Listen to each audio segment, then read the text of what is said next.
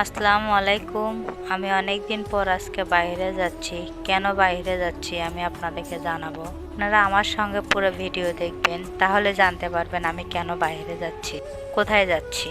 আমি যাচ্ছি আমাদের এই গাইবান্ধাতে একটা সরকারি গোরস্থান আছে, অনেক বড় গোরস্থান।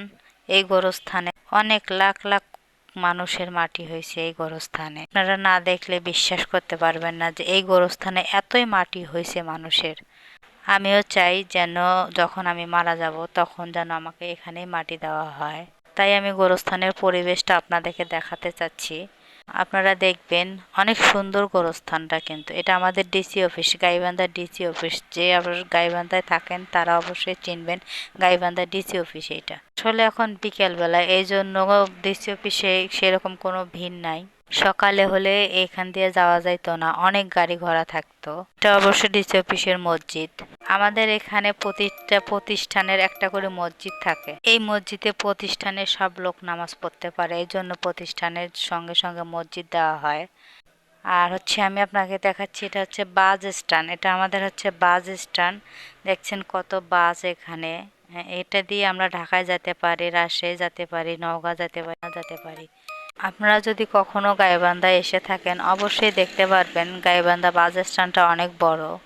আপনাদেরকে যেটা বলতে চাই, ইদানিং কেন জানি আমার মন মানসিকতা অনেক খারাপ। মনকে আমি কিছুতেই বোঝাতেই পারি না কেন আমার মন এত খারাপ থাকে। তাই আজকে আমার হঠাৎই মনে হলো যে যে গোরস্থানে আমি থাকবো ওই গোরস্থানটা একটু দেখে আসি। ওই গোরস্থানে তো আমি আজীবন থাকবো। যে যাই বলুক, সবচেয়ে আপন বাড়ি হচ্ছে এই গোরস্থান। এই গোরস্থান ছাড়া আসলে কারো আর আপন বাড়ি হয় না। মানুষ বাড়ি ঘর দুয়ে জায়গা জমি নিয়ে অনেক রকম ক্যাচাল করে, যুদ্ধ করে, অনেকে মারাও যায়। তারা কখনোই ভাবে না এগুলো সব রেখে আমাকে মরতে হবে। এটা আসলে অনেক বড় স্বার্থের জায়গা। কারো স্বার্থে একটু ব্যাঘাত ঘাটলেই তার অরিজিনাল রূপ দেখিয়ে ফেলে। যাই হোক, আমি কারো নাম ধরে বলছি না, মাইন্ড করবেন না আমার কথাতে মাইন্ড করলে আমি এটাতে কষ্ট পাবো।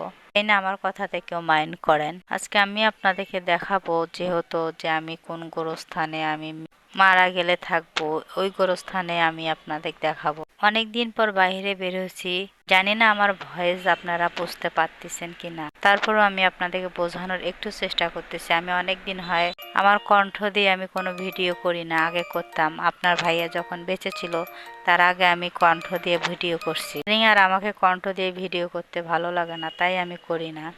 আপনার ভাইয়া মারা যাওয়ার পরে আমার কেন জানি সবসময় মনে হয় আমিও মনে হয় বেশি দিন বাঁচবো না। জানি না আল্লাহ আমার হায়াত কতদিন রাখছে। আল্লাহ তাআলা হায়াত কয়দিন রাখবে ওই কয়দিন তো বেঁচে থাক। রাস্তায় অনেক জ্যাম, এই জন্য একটু হেঁটে যাচ্ছি। একটু হেঁটে গেলে তাড়াতাড়ি হবে, কারণ এত জ্যামের মধ্যে তো রিক্সা ভ্যান কিছুই যাইতে পারবে না, টাইম লাগবে।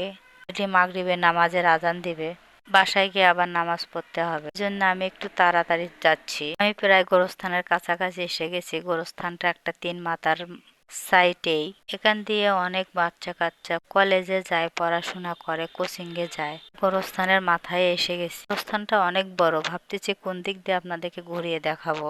এটা গোরস্থানের পেছন গেট। আমি পেছন গেট দিয়ে ঢুকলাম, দেখেন কত কবর। এত কবর যে কবরের কোনো হিসাব নেই। যদি কেউ হিসাব করতে আসে মনে হয় তার 10 দিন লেগে যাবে কবর হিসাব করতে, তবু কবরের হিসাব মিলাতে পারবে না, এত কবর। জীবনে আমার শেষ একটাই ইচ্ছা, এই গোরস্থানে যদি আমি থাকতে পারি তাহলে আমার মনের ইচ্ছাটা পূর্ণ হবে। এই গোরস্থানটা আমার অনেক ভালো লাগে। এখানে প্রতিদিনই কেউ না কেউ একটা না একটা জানাজা হয়। জানাজা রসুলেও তো আমাদের গুনাহগুলো মাফ হতে পারে। আপনাদের দেখানোর চেষ্টা করতেছি, দেখছেন কতগুলো গোরস্থান। আসলে এখানে আমি একটু চুরি করে ভিডিও করতেছি। এখানে যে দারোয়ান বাবা আছে সে ভিডিও করতে দেয় না, কারণ এখানে ভিডিও করা নিষেধ। তারপরেও আমি একটু চুরি করে ভিডিও করতেছি আপনাদেরকে দেখানোর জন্য যে এখানে কত কবর। আমাদের গাইবান্ধা গোরস্থানে কত কবর হতে পারে আপনারা হিসেব করে শেষ করতে পারবেন না, যে এখানে এতই কবর।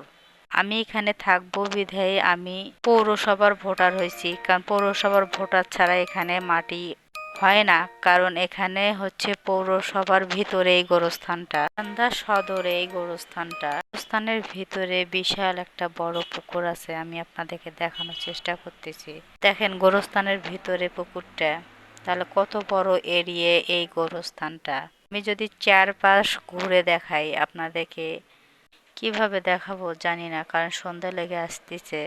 এখন আমাদেরকে মেইন দরজা দিয়ে বের হতে হবে। আমি আরেকটু দেখানোর চেষ্টা করতেছি আপনাদেরকে। দেখেন কত বড় এরিয়া, এই মাথা থেকে ওই মাথা পর্যন্ত শুধু গোরস্থান, শুধু কবর, এগুলো শুধুই কবর। কত ভালো ভালো মাওলানা, মুন্সি, কত জাননেওয়ালা লোকের কবর আছে এখানে, আপনারা স্বপ্নেও ভাবতে পারবেন না। অনেকের কবর এখানে এখনো যত্নে আছে।